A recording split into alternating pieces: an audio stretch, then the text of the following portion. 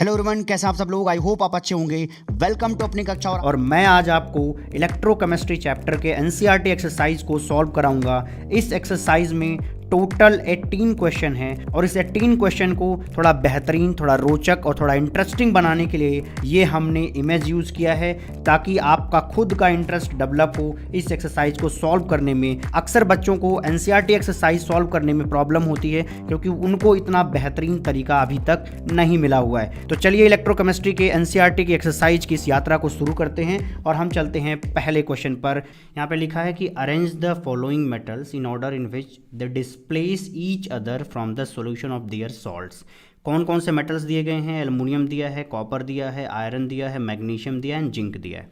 आपको 5 मेटल्स दिए गए हैं और आपको उनको ऑर्डर में सेट करना है कि कौन सा मेटल दूसरे मेटल को उसके सॉल्ट सॉल्यूशन से उसको डिस्प्लेस कर सकता है या हटा सकता है। क्लियर है? या सब्स्टिट्यूशन कर सकता है। अब इसका आंसर देख लेते हैं। ये जो पहला पॉइंट लिखा है ये फाइनल रिजल्ट है, लेकिन इसको समझेंगे कैसे उसके लिए आते हैं हम इस छोटे से एक्सपेरिमेंट की तरफ।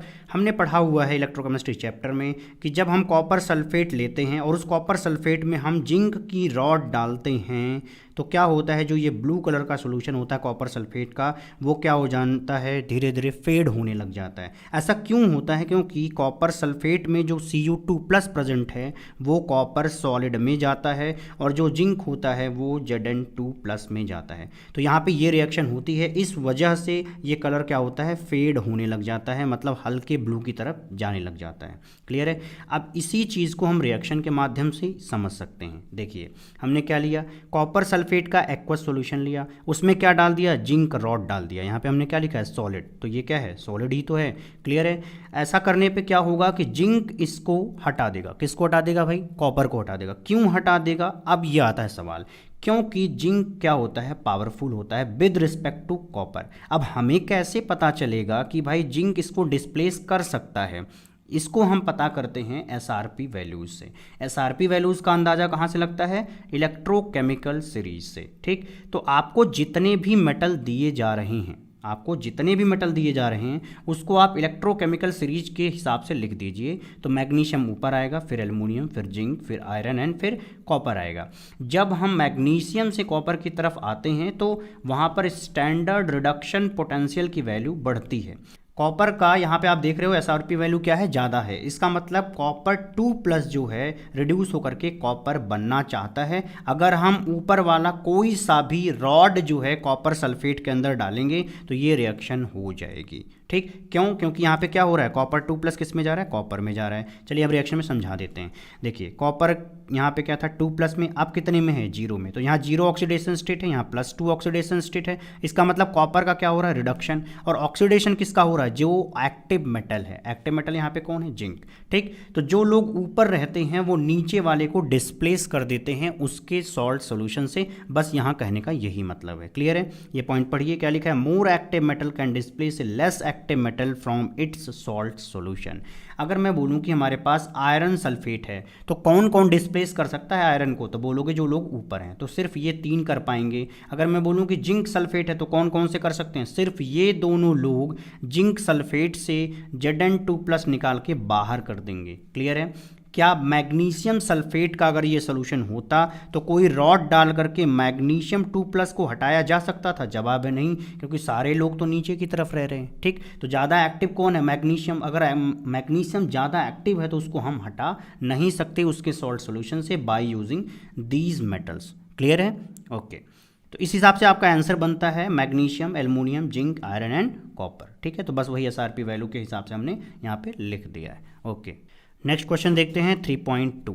Given the standard electrode potential K+K -2.93 volt and Ag+Ag 0.8 volt. अगला दिया है 0.79 वोल्ट किसके लिए, Hg2+ के लिए। अगला Mg2+ के लिए -2.37 वोल्ट। क्रोमियम 3+2 क्रोमियम जाने का जो आपका रिडक्शन पोटेंशियल है वो है -0.74 वोल्ट। आपसे पूछा क्या जा रहा है, arrange these metals in their increasing order of reducing power. अब आपको ये देखना है कि रिड्यूसिंग पावर और इस दिए गए इलेक्ट्रोड पोटेंशियल के बीच में क्या रिलेशन है। तो पहले आपको ये पता करना होता है कि ये SRP वैल्यू है या स्टैंडर्ड ऑक्सीडेशन पोटेंशियल है, रिडक्शन पोटेंशियल है या ऑक्सीडेशन, तो आप देखेंगे K प्लस टू K दिया गया, तो ये है क्या, रिडक्शन है। इस वजह से जो भी वैल्यू यहाँ पे दिया जा रहा है वो क्या होगा, SRP वैल्यू होगा। वैसे भी आपके बोर्ड में SRP वैल्यूज़ ही दिए जाते हैं क्योंकि IUPAC के हिसाब से अक्सर यही यूज किया जाता है। क्लियर है? ओके, अब इसके आंसर की तरफ चलते हैं। हम ये रिलेशन देखेंगे कि रिड्यूसिंग पावर और इस दिए गए स्टैंडर्ड रिडक्शन पोटेंशियल के बीच में क्या रिलेशन होता है। देखिए ये रिलेशन मैंने यहाँ पे लिख रखा है कि reducing power is improportional to SRP value, मतलब कि SRP वैल्यू अगर ज़्यादा होगी तो रिड्यूसिंग पावर कम होगा, और अगर SRP वैल्यू बहुत कम होगी या माइनस में होगी तो उसका रिड्यूसिंग पावर बहुत ही क्या आएगा, ज़्यादा आएगा। क्लियर है? तो यहाँ पर लाइन पढ़ लीजिए, क्या लिखा है, the lower the reduction potential higher is the reducing power. Clear है? ओके, अब हम देखते हैं इसका क्या ऑर्डर बनाएंगे। सबसे कम किसका है भाई, -2.93 वोल्ट किसका है, K प्लस का। इसके बाद क्या आएगा, -2.37 वोल्ट, ये किसका है, मैग्नीशियम 2 प्लस का। इसके बाद किसका है, -0.74 वोल्ट क्रोमियम 3 प्लस। फिर आएगा 0.79 वोल्ट Hg2 प्लस। फिर आएगा 0.8 वोल्ट Ag प्लस का। क्लियर है? तो ये ऑर्डर दिया गया है। सबसे ज़्यादा किसका है स्टैंडर्ड रिडक्शन पोटेंशियल, तो Ag प्लस का। सबसे कम किसका है, K प्लस का। तो यही चीज़ मैंने यहाँ पे लिख दिया है, the given standard electrode potential increase in this order. ठीक है, यही ऑर्डर यहाँ पे लिखा गया।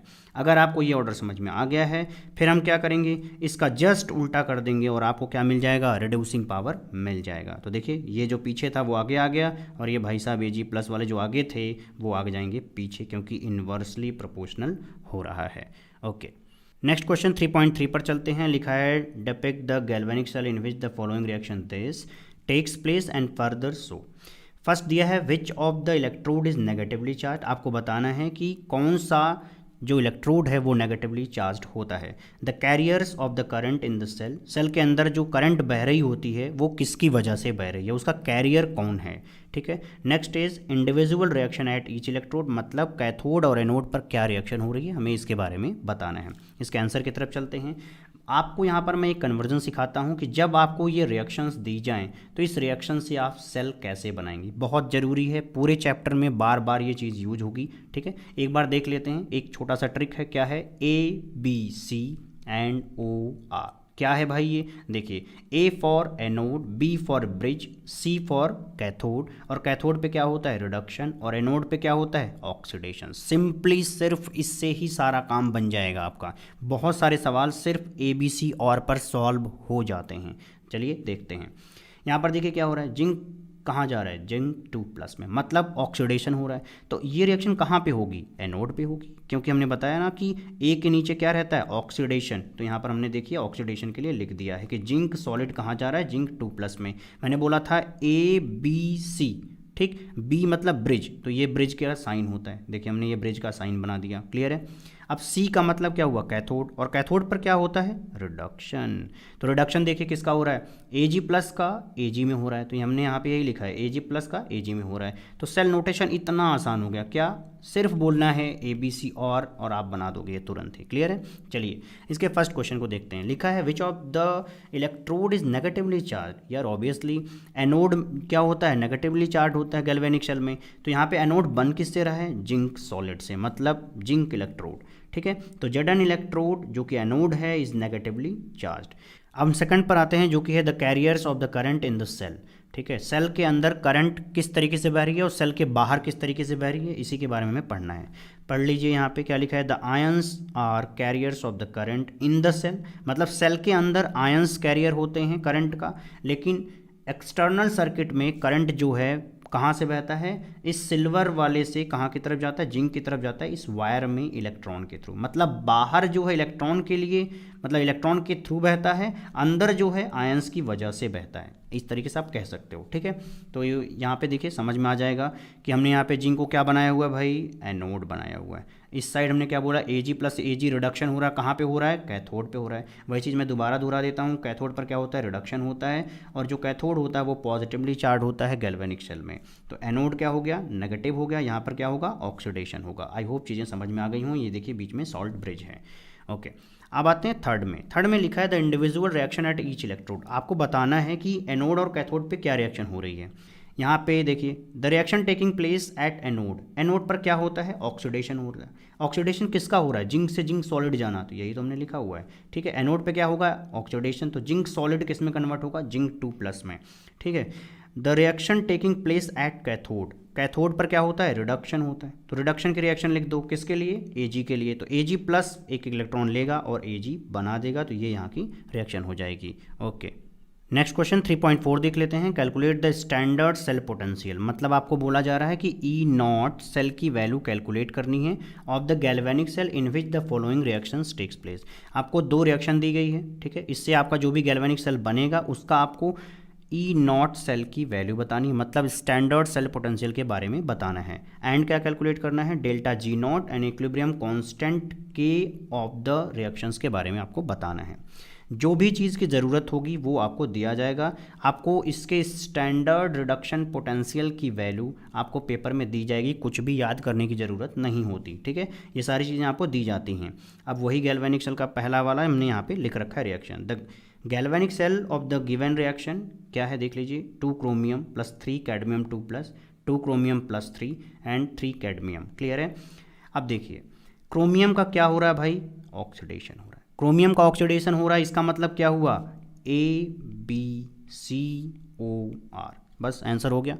ए मतलब एनोड, और एनोड साइड में हमें क्या लिखना है, क्रोमियम। क्यों लिखना है भाई, क्योंकि यहाँ पे हो रहा है ऑक्सीडेशन। रिडक्शन किसका हो रहा है, कैडमियम का। देखिए कैडमियम 2+ कहाँ जा रहा है, कैडमियम में, इसका मतलब यहाँ पे लिखा जाएगा, इस साइड लिखा जाएगा। क्लियर है। कैडमियम 2+ किस में जा रहा है, कैडमियम में जा रहा है, और क्रोमियम कहाँ पे जा रहा है, क्रोमियम +3 में जा रहा है। तो शायद समझ में आ गया होगा कि इस सेल रिएक्शन से हम ये सेल नोटेशन किस तरीके से बना सकते हैं। सिर्फ यूज करिए इतने के लिए A, ये तो ब्रिज है इसलिए B, ये क्या लिखोगे, C मतलब कैथोड। क्लियर है। तो हमने लिखा एनोड, फिर लिखा ब्रिज, फिर कैथोड, इधर लिखा ऑक्सीडेशन, इधर लिखा रिडक्शन। ये चीज़ मैं बार बार कह के आपको याद करा रहा हूँ। क्लियर है। ओके, हमसे पूछा गया है स्टैंडर्ड सेल पोटेंशियल, मतलब हमें E0 सेल की वैल्यू बतानी है।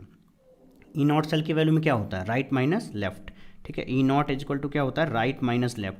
अब यहाँ राइट साइड में क्या दिख रहा है आपको, कैडमियम 2+ से कैडमियम के लिए लिख रहा है, ठीक। तो कैडमियम वाला जो रिडक्शन पोटेंशियल है वो यहाँ पर आप लिख लीजिए, और जो लेफ्ट साइड वाला है वो क्या हो रहा है, ऑक्सीडेशन वाला हो रहा है, तो उसको आप यहाँ पे लिख दीजिए, ठीक। तो इसको आप घटाएंगे, किस में से घटाएंगे, इसमें से घटाएंगे, यही आपको करना है। क्या मतलब हुआ, राइट माइनस लेफ्ट। तो आपको मिलेगा E0 सेल = +0.34 वोल्ट। क्लियर है। ओके, हमने अब तक E0 सेल की वैल्यू निकाल ली है। अब हमें निकालना है डेल्टा G0 और इक्विलिब्रियम कांस्टेंट की वैल्यू, ठीक है। अब देखिए अगर हमें डेल्टा G0 की वैल्यू निकालनी है तो हमें पता होना चाहिए ये फॉर्मूला, जो कि है डेल्टा G0 = -NFE0, ठीक है, E0 सेल। अब यहाँ पे n क्या है, number of electron involve in the cell reaction, मतलब आपके सेल रिएक्शन में कितने इलेक्ट्रॉन का ट्रांसफर हुआ है कुल मिला के, ठीक है। f क्या है, फैराडे के बारे में बताता है। E0 सेल तो आपने निकाल रखा है, ठीक। तो n की वैल्यू निकालेंगे कैसे, उसके लिए आपको फिर से रिएक्शन देखना पड़ेगा एक बार। देखिए यहाँ पर क्या कोई इलेक्ट्रॉन दिख रहा है, जवाब है नहीं। अगर इलेक्ट्रॉन ही नहीं दिख रहा है तो हमें पता कैसे चलेगा नंबर ऑफ इलेक्ट्रॉन इन्वॉल्व, तो उसके लिए आपको टोटल चार्ज देखना पड़ता है। टोटल चार्ज देखिए यहाँ पे कितना है, 3 × 2 कितना है, 6 पॉजिटिव चार्ज। अगर 6 पॉजिटिव चार्ज है तो उसको न्यूट्रलाइज करने के लिए 6 इलेक्ट्रॉन लगेंगे जरूर, ठीक। इसका मतलब क्या हुआ, n = 6 हो जाएगा। ओके, अब देखिए n क्या रख दिया हमने, 6 रख दिया। f की वैल्यू क्या रख दी, 96487 कूलम पर मोल, ठीक है, ये पर मोल लिख दिया। एंड E0 सेल की वैल्यू देखिए ये तो दिया गया था, ये हमने यहाँ पे पुट कर दिया। इसको मल्टीप्लाई करेंगे तो देखिए यहाँ पे क्या है, कूलम है, और यहाँ पे क्या है, वोल्ट। तो कूलम और वोल्ट मिला के क्या बन जाता है, जूल बन जाता है। तो यहाँ पे देखिए हमने जूल लिख दिया, बाद में हमने इसको कन्वर्ट कर दिया किलो जूल में, ठीक, थोड़ा सा आसान दिखेगा। डेल्टा G0 = कितना हो जाएगा, -196.83 किलो जूल पर मोल। ओके, अब हमें निकालना है इक्विलिब्रियम कांस्टेंट K, तो उसके लिए हमें रिलेशन पता होना चाहिए डेल्टा G0 और log K के बीच में, ठीक। क्या होता है, delta G0 = -2.303 RT log K, ठीक, जो यहाँ पे लिख दिया गया है। ओके, यहाँ से आप लिख सकते हो log k is equal to minus delta G not divide by 2.303 RT। तो यहाँ पे डेल्टा जी नॉट की वैल्यू आपको दे रखी थी, वही डेल्टा जी नॉट की वैल्यू आपको यहाँ पे पुट करनी है। ठीक, 2.303, R की वैल्यू क्या होती है 8.314, क्योंकि आपको जूल में निकालना है। ठीक है, अब देखिए यहाँ पे किलो जूल था तो किलो के लिए हमने क्या रख दिया 10⁻3। ओके, टी कितना हो जाएगा 298 केल्विन। इसको आप सॉल्व करोगे तो कितना मिलेगा 34.496। K is equal to antilog of this, जो पॉइंट के इधर रहता है वो 10 की पावर में चला जाता है, तो आपको के कितना मिलेगा 3.13 इंटू 10⁻34 के। ठीक, इसको आप क्या करोगे, इसका एंटी लॉग देखोगे तो इतना मिलेगा। ओके, अब हम इसके सेकंड एग्जाम्पल को देखेंगे। सेकंड एग्जाम्पल को वैसे आप पूरी तरह से सॉल्व कर सकते हैं, एकदम वही पैटर्न है जो आपको इस फर्स्ट क्वेश्चन में आपको पैटर्न दिख रहा है, एकदम सिमिलर है, बस आपको क्या है कैलकुलेशंस करनी पड़ेंगी थोड़ी। ठीक है, तो उसमें जो भी डेटा यूज होगा मैंने पहले से लिख रखा है। ई नॉट आयरन 3+ से आयरन 2+ में जाना कितना होगा 0.77 वोल्ट, एंड Ag+ से Ag में जाने के लिए कितना है 0.8 वोल्ट। क्लियर है, अगर ये दिया गया है तो आप क्या निकाल लोगे ई नॉट सेल की वैल्यू निकाल लोगे। ई नॉट सेल की वैल्यू कितनी आ जाएगी, इतनी आ जाएगी। फिर ई नॉट सेल और एन यूज करके आप क्या निकालोगे डेल्टा जी नॉट, और डेल्टा जी नॉट यूज करके आप क्या निकाल लोगे के की वैल्यू निकाल लोगे। अब आप सोच रहे होगे क्या सर ये हमारे लिए क्यों छोड़ दिया, भाई एक आध बार प्रैक्टिस करोगे तो क्या होगा दिमाग थोड़ा सा खुलेगा। ओके, नेक्स्ट क्वेश्चन पे चलते हैं जो कि है 3.5, राइट द नर्स्ट इक्वेशन। आपको नर्स्ट इक्वेशन लिखना है and EMF of the following cell at 298 kelvin. 298 kelvin पर हमें ईएमएफ ऑफ द सेल मतलब ई सेल की वैल्यू निकालनी है और नर्स्ट इक्वेशन लिखना है जो भी आपको ये सेल बना करके दिए गए हैं। इस 4 सेल का आपको ये दोनों काम करने हैं, Nernst equation and EMF of the cell निकालना है। पहला देख लेते हैं क्या है, मैग्नीशियम सॉलिड किस में जा रहा है मैग्नीशियम 2+ में, एंड फिर ब्रिज है, फिर क्या लिखा है कॉपर 2+ किस में जा रहा है कॉपर में जा रहा है। उसके लिए जो भी ज़रूरत पड़ेगी वो आपको दिया जाएगा, मतलब स्टैंडर्ड रिडक्शन पोटेंशियल की वैल्यू आपको पेपर में दिया जाएगा। ठीक है, कुछ भी याद नहीं करना होता। ओके, अब हम आंसर की तरफ चलते हैं। ये पॉइंट मैंने थोड़ा सा आपको बता दिया कि यहाँ पे मैग्नीशियम किस में जा रहा है मैग्नीशियम 2+ में, तो जब आप रिएक्शन लिखोगे तो मैग्नीशियम कहाँ लेके जाओगे मैग्नीशियम 2+ में, और कॉपर 2+ कहाँ जा रहा है कॉपर में, मतलब यहाँ पे क्या हो रहा है रिडक्शन हो रहा है। तो देखिए कॉपर 2+ को हम कहाँ ले जा रहे हैं कॉपर में, तो यहाँ पे इस तरीके से क्या बन गया आपका ये रिएक्शन बन गया। अब आपके पास क्या है रिएक्शन है, अब इस रिएक्शन से हम क्या कर सकते हैं नर्स्ट इक्वेशन लिख सकते हैं। आसानी से लिख लीजिए, क्या लिखा है E cell is equal to E not cell minus 0.059 divide by n. N का मतलब वही नंबर ऑफ इलेक्ट्रॉन जो एक्सचेंज हो रहे हैं, कितने इलेक्ट्रॉन होंगे भाई यहाँ पे 2+ है यहाँ पे 2+ है, तो न्यूट्रलाइज सिस्टम एक तरीके समझ लीजिए कि यहाँ पे क्या हो जाएगा, अगर 2+ है तो वहाँ पे भी 2 इलेक्ट्रॉन होगा, यहाँ पे भी 2 इलेक्ट्रॉन का क्या हुआ होगा एक्सचेंज हुआ होगा, किसी ने किसी को दिया होगा। ठीक, ओके, तो यहाँ पे हमने 2 पुट कर दिया एंड लॉग, फिर लॉग के साथ क्या रहता है क्यू रहता है। फॉर्मूले में जब आप देखोगे तो क्या रहेगा लॉग क्यू, क्यू का मतलब होता है रिएक्शन कोसेंट, और कोसेंट जब लिखा जाता है तो कंसंट्रेशन ऑफ प्रोडक्ट ऊपर और कंसंट्रेशन ऑफ रिएक्टेंट नीचे लिखा जाता है। तो प्रोडक्ट साइड में क्या है कॉपर है, तो कॉपर सॉलिड के लिए हम 1 लेंगे, यहाँ पे मैग्नीशियम सॉलिड के लिए क्या लेंगे 1 लेंगे, तो क्या बचा मैग्नीशियम 2+ जो कि किधर है प्रोडक्ट साइड, तो प्रोडक्ट साइड वाले को ऊपर लिख दीजिए और कॉपर 2+ वाले को नीचे लिख दीजिए क्योंकि ये किधर है रिएक्टेंट साइड में। तो ये बन गया आपका नर्स्ट इक्वेशन, इसको सॉल्व कर लीजिए।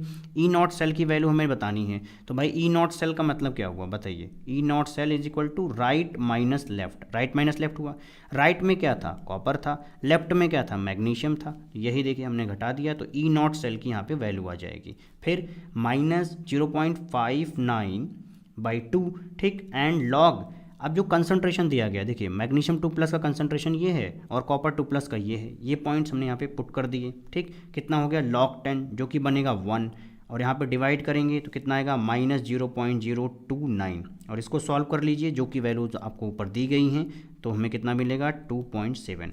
फाइनली क्या आएगा E cell is equal to 2.67 volt. I hope आपको पहला क्वेश्चन आसानी से समझ में आ गया होगा, पहला पार्ट समझ में आ गया। अब आपको सेकंड, थर्ड, फोर्थ आसानी से समझ में आ जाएगा। ठीक है, ओके, सेकंड को देख लेते हैं। सेकंड में क्या है, आयरन किस में जा रहा है आयरन 2+ में, NH+ किधर जा रहा है H2 में, बस यही रिएक्शन आप लिख दीजिए। देखिए आयरन किधर जा रहा है आयरन 2+ में, H+ कहाँ जा रहा है H2 में। ठीक, तो हमने क्या किया सेल नोटेशन से रिएक्शन बना दिया। अब इस सेल रिएक्शन से नर्स्ट इक्वेशन बना देंगे। क्लियर है, अब यहाँ पे कितने इलेक्ट्रॉन का एक्सचेंज हुआ होगा, 2+ इधर भी है 2+ इधर भी है, भाई ये 2 मल्टीप्लाई 1 करोगे इधर भी 2 आ जाएगा, तो 2 इलेक्ट्रॉन का एक्सचेंज हुआ है इसलिए हमने यहाँ पे 2 रख दिया। एंड लॉग कंसंट्रेशन के टर्म में ये वाले पॉइंट इधर ला दोगे और ये वाला पॉइंट क्या करोगे, ये इसके नीचे लाओगे। लेकिन अब क्या लिखोगे, H प्लस की पावर 2 क्यों लिखा हमने, क्योंकि इसके सामने क्या लिखा है, इसका स्टोइकोमेट्रिक कांस्टेंट क्या है, 2 है, तो वो पावर में आता है। ठीक है, ये पॉइंट आपको पता होगा क्योंकि आपको लॉग क्यू के बारे में थोड़ी जानकारी होगी, रिएक्शन कोसेंट आप समझते होंगे। ओके, अब हम देखते हैं ई नॉट सेल कैसे निकालोगे। भाई ई नॉट सेल मतलब क्या हुआ, राइट माइनस लेफ्ट ना, तो राइट में क्या था, ये था, तो हमने ये लिख दिया, देखो भाई E naught H plus H2 minus iron 2 plus 2 Fe, clear है ना, क्योंकि ये लेफ्ट साइड में, तो लेफ्ट वाला पॉइंट हमने क्या किया, यहाँ लिख दिया। शायद समझ में आ रहा होगा। ठीक है, तो ये क्या हो गया, अब एक तरीके से आप समझिए, ये right minus left, simple. Okay, 0.059 divide by 2, वो बात तो समझ में आ गई। फिर लॉग हमने आयरन 2 प्लस की जो कंसंट्रेशन है वो यहाँ पुट कर दिया, और H प्लस के लिए कितना दिया गया है, देखिए 1 मोलर दिया गया है, तो 1 की पावर क्या हो जाएगा, 2 हो जाएगा। तो इसको देखिए क्या होगा, 10 की पावर -3, तो लॉग 10 की पावर -3 को आप क्या लिखते हो, -3, क्लियर है। तो यहाँ पे ये पॉइंट पुट कर लीजिए। H प्लस से H2 जाने का तो आपको पता है कि स्टैंडर्ड सेल पोटेंशियल है, तो ये 0 होता है, और इसकी वैल्यू ऊपर दी गई है, तो उसको यहाँ पे पुट कर लीजिए। इसको जब सॉल्व करेंगे तो ई सेल की वैल्यू कितनी आ रही है, 0.53 वोल्ट आ रही है। ओके, सिमिलरली आप थर्ड देख सकते हो, यहाँ पे भी क्या होगा, जो टिन है वो टिन 2 प्लस में जा रहा है, मतलब SN2 प्लस में जा रहा है, और H प्लस H2 में जा रहा है, तो ये आपको सेल रिएक्शन दिखेगी। नस्ट इक्वेशन में आप क्या करोगे, जो प्रोडक्ट वाला है वो क्या करोगे, ऊपर लिख देना, और H प्लस वाले को नीचे लिख करके स्क्वायर कर देना, क्योंकि यहाँ पे स्टोइकोमेट्रिक कांस्टेंट क्या आ रहा है, 2 आ रहा है। अब यहाँ पे आप पुट कर लीजिए, इनकी कंसंट्रेशन रखिएगा, ये चीज़ मिल जाएगी। ई नॉट सेल की वैल्यू सिंपल सा भाई राइट माइनस लेफ्ट, ठीक, राइट माइनस लेफ्ट पुट कर लिया, आपको मिला ई सेल की वैल्यू। उसी तरीके से हम फोर्थ देखते हैं। फोर्थ में क्या है, यहाँ पे Br2 लिक्विड दिया है एंड Br नेगेटिव का कंसंट्रेशन दिया है, फिर H प्लस दिया है उसकी कंसंट्रेशन, फिर H2 1 बार एंड लिखा हुआ प्लैटिनम सॉलिड, क्लियर है। अच्छा, ये सॉलिड प्लैटिनम क्यों लिखा गया है, वो इसलिए लिखा गया है क्योंकि जो आपने Br2 एंड Br नेगेटिव लिया है, ये दोनों क्या है, लिक्विड है। देखिए ये लिक्विड है, ये तो गैस है और ये लिक्विड है, तो भाई इलेक्ट्रोड कौन है, तो उस समय इलेक्ट्रोड क्या है, दोनों तरफ प्लैटिनम है। ठीक है, शायद इतनी बात समझ में आई होगी, सेल समझ में आया होगा। अब हम इससे क्या बनाएंगे, रिएक्शन बना लेंगे। देखिए इस साइड हमें क्या करना रहता है भाई, ऑक्सीडेशन, ठीक है, इस साइड हमें ऑक्सीडेशन और इस साइड हमें क्या करना रहता है, रिडक्शन। चलिए देख लेते हैं। ऑक्सीडेशन के लिए हमें क्या लिखना पड़ेगा, Br नेगेटिव से Br2। क्यों बोल रहा हूँ मैं, क्योंकि ये -1 से कहाँ जा रहा है, 0, तो -1 से 0 जाना क्या होता है, ऑक्सीडेशन, नंबर इंक्रीज होना होता है, इसका मतलब ये ऑक्सीडेशन का प्रोसेस है। अब H प्लस से कहाँ जा रहा है, H2, तो भाई यहाँ पे +1 है, यहाँ पे 0, तो +1 से 0 जाना है, रिडक्शन। तो ठीक लिखा है ना भाई, इस साइड क्या होता है, रिडक्शन होता है। इसको देख करके आप नस्ट इक्वेशन लिख सकते हो। देखो भाई यहाँ पे सबके लिए क्या लिख दोगे, यहाँ के पॉइंट के लिए आप क्या लिखोगे, 0, ठीक है। Br2 हमें लिक्विड लिखना चाहिए था, यहाँ पे आपको लिखना चाहिए Br2 लिक्विड। मैं यहाँ पे लिख देता हूँ Br2 लिक्विड। ओके, यहाँ पे इसके लिए तो कुछ लिखना नहीं हमें, ठीक है। H2 गैस के लिए वो भी हमें 1 बार दिया है, तो रखने का कोई फ़ायदा नहीं, 1 ही आएगा, क्लियर।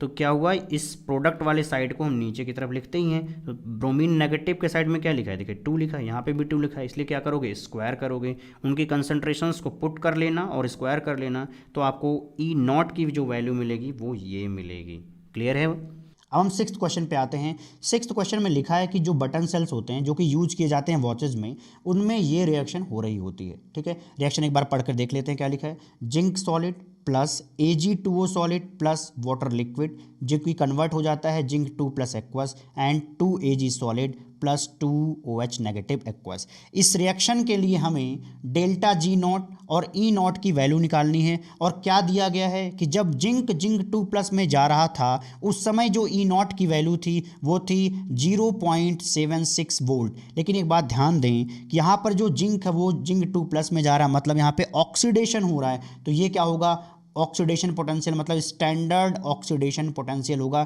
ये रिडक्शन पोटेंशियल नहीं है, क्योंकि यहाँ पर प्रोसेस क्या हो रहा है, ऑक्सीडेशन का हो रहा है। अच्छा, ये ऑक्सीडेशन का प्रोसेस होता कहाँ पे है, एनोड पर होता है। दूसरा देख लेते हैं, Ag2O में Ag प्लस आएगा, और ये कन्वर्ट किस में हो रहा है, Ag में, मतलब पॉजिटिव से हम किस में जा रहे हैं, जीरो में, तो प्लस से जीरो जाना रिडक्शन होता है, और रिडक्शन कहाँ पे होता है, कैथोड में। मतलब जो ये ई नॉट की वैल्यू दी गई है ये स्टैंडर्ड रिडक्शन पोटेंशियल है, ठीक है। तो पहले हम जो ये ऑक्सीडेशन पोटेंशियल था उसको लिख लेते हैं रिडक्शन पोटेंशियल में। तो उसको कैसे लिखेंगे, जिंक 2 प्लस से जिंक लिखेंगे तो हम यहाँ पे माइनस लगा देंगे। भाई यहाँ पे ये पॉजिटिव था, देखिएगा स्टैंडर्ड रिडक्शन पोटेंशियल और स्टैंडर्ड ऑक्सीडेशन पोटेंशियल में माइनस का रिलेशन होता है सिर्फ, ठीक है, इन दोनों के बीच में माइनस का रिलेशन होता है। तो इस तरीके से हमने ये लिख दिया कि E naught zinc 2 plus 2 zinc is equal to minus 0.76, और ये वाली वैल्यू तो यहाँ पे दी ही गई है। अब हमें देखना है कि number of electrons involve in this reaction, हमें साफ साफ दिख रहा है ये 2 इलेक्ट्रॉन इन्वॉल्व हो रहे हैं, इनके हाफ सेल में हमें इलेक्ट्रॉन्स दिख रहे हैं, तो हो जाएगा n इज इक्वल टू 2। अब हम निकालते हैं ई नॉट की value. E not cell is equal to क्या होता है, कैथोड माइनस एनोड। कैथोड पर ये रिएक्शन हो रही है तो हमने लिख दिया 0.344 वोल्ट माइनस ऑफ एनोड की जो रिएक्शन होगी, एनोड पर ये रिएक्शन हो रही होती है तो हमने ये लिख दिया कि माइनस 0.76 वोल्ट, ठीक है। तो हम घटाएंगे यहाँ पे तो ये पॉजिटिव हो जाएगा, देखो माइनस माइनस मिलके पॉजिटिव, तो सब जुड़ जाएंगे, जुड़ने के बाद बनेगा ई नॉट सेल 1.104 वोल्ट। ओके, अब हम देखते हैं डेल्टा जी नॉट क्या होता है। Delta G not is equal to हमने पढ़ रखा है कि minus n F E not होता है, ठीक है। एन की वैल्यू हमने दे रखी है, एफ की वैल्यू हमने रख दिया 96487 मल्टीप्लाइड बाई 1.104, इसको मल्टीप्लाई करने पे हम उसको किलो जूल में बाद में कन्वर्ट कर लेंगे तो हो जाएगा delta G not is equal to minus 213.04 kilo joule. Okay, अब हम चलते हैं क्वेश्चन नंबर 7 पे। क्वेश्चन नंबर 7 में लिखा है कि define conductivity and molar conductivity for the solution of an electrolyte and discuss their variation with concentration. इस क्वेश्चन को हमने पहले ही डिस्कस कर रखा है क्लास नोट्स में, आपको थ्योरी पढ़ाते वक्त समझा दिया है कि molar conductivity and conductivity concentration के साथ कैसे वेरी करते हैं, उनका डिफिनीशन भी वहाँ पे दिया जा चुका है, तो मैं यहाँ पे दोबारा डिस्कस नहीं कर रहा हूँ। चलते हैं नेक्स्ट क्वेश्चन पर। अब हम 8th क्वेश्चन देखते हैं जहाँ पे आपको कंडक्टिविटी दिया गया है और मोलरिटी दिया गया है। देखिए मोलरिटी कितना है, 0.20 m दिया गया है। कंडक्टिविटी दिया गया है आपको 0.0248 s सेंटीमीटर इनवर्स, ठीक। कैलकुलेट क्या करना है, मोलर कंडक्टिविटी, मतलब आपको लैम्डा m की वैल्यू निकालनी है। कैसे निकालेंगे, इस फॉर्मूले से, ठीक है। ये वेल नोन है, आपको याद हो जाना चाहिए अब तक। Lambda m equal to k into 1000 divide by m, ठीक। डायरेक्टली वैल्यूज़ पुट करनी है उनके, ठीक है, क्योंकि सेंटीमीटर इनवर्स में ही अक्सर आपको क्या दिया जाता है, कंडक्टिविटी दिया जाता है। नहीं दिया है तो आप कन्वर्ट करके देख सकते हो। ओके, यहाँ पे देखिए k की जगह पे क्या लिख दिया हमने, ये वैल्यू रख दिया। मोलरिटी की जगह पे हमने क्या रख दिया, ये वाली मोलरिटी की वैल्यू यहाँ रख दी, इंटू 1000 ऊपर कर दिया। इसको सॉल्व किया तो क्या आया, lambda m is equal to 124 s centimetre square mole inverse. इन सब का आप क्या रखेंगे, इन सब का आप यूनिट रखेंगे तो आपको लैम्डा m की यूनिट ये मिल जाएगी। क्लियर है, ओके। 9th क्वेश्चन पे आते हैं जहाँ पे लिखा है the resistance of a conductivity cell containing 0.001 m KCl solution at 298 kelvin is 1500 ohm, मतलब 1500 ओम आपको क्या दिया गया है, रेजिस्टेंस दिया गया है किसी कंडक्टिविटी सेल का जहाँ पर आपके इतना मोलर KCl सॉल्यूशन प्रेजेंट है। What is the cell constant, आपसे सेल कांस्टेंट की वैल्यू पूछी जा रही है अगर वहाँ पे conductivity of that solution is this, ठीक है, मतलब आपको कप्पा की वैल्यू दे दी गई है तो ये आपने यहाँ पे लिख दिया conductivity is equal to 0.146 into 10⁻³ जो यहाँ पे दिया है s सेंटीमीटर, ठीक है, इनवर्स दिया है। ओके, रेजिस्टेंस की वैल्यू लिख दी। अब आपको पता होना चाहिए कि जो सेल कांस्टेंट होता है वो क्या होता है, कंडक्टिविटी डिवाइड बाई कंडक्टेंस, ठीक। तो कंडक्टेंस को हम क्या लिख सकते हैं, 1/, देखिए कंडक्टेंस क्या होता है, कंडक्टेंस को G से लिखते हैं तो वो क्या लिखा जाता है 1/R, ठीक। तो कंडक्टेंस की जगह पे अगर 1/R लिखोगे तो रेजिस्टेंस कहाँ जाएगा, ऊपर आ जाएगा। इसका मतलब cell constant is equal to conductivity multiplied by resistance. तो यहाँ पे वैल्यूज पुट करिए, यहाँ पे ये वैल्यू देखिए कंडक्टिविटी की रखिए एंड रेजिस्टेंस क्या है 1500 ओम दिया गया था, मल्टीप्लाई कर लीजिए, कितना सेल कांस्टेंट आ जाएगा 0.218 सेंटीमीटर इनवर्स, ये आपका सेल कांस्टेंट की वैल्यू आ जाएगी। ओके, अब हम 10th क्वेश्चन पे चलते हैं। The conductivity of sodium chloride at 298 kelvin has been determined at different concentrations and the results are given below. मतलब कंडक्टिविटी की वैल्यूज दी जा रही हैं एट 298 केल्विन अलग अलग कंसंट्रेशन पर। मतलब कि यहाँ पे एक एक्सपेरिमेंट किया गया है जहाँ पर कंसंट्रेशन को हम बदल रहे हैं और रिस्पेक्टिव कंडक्टिविटी को देखिए बदलते हुए हम देख रहे हैं। क्लियर है? ओके।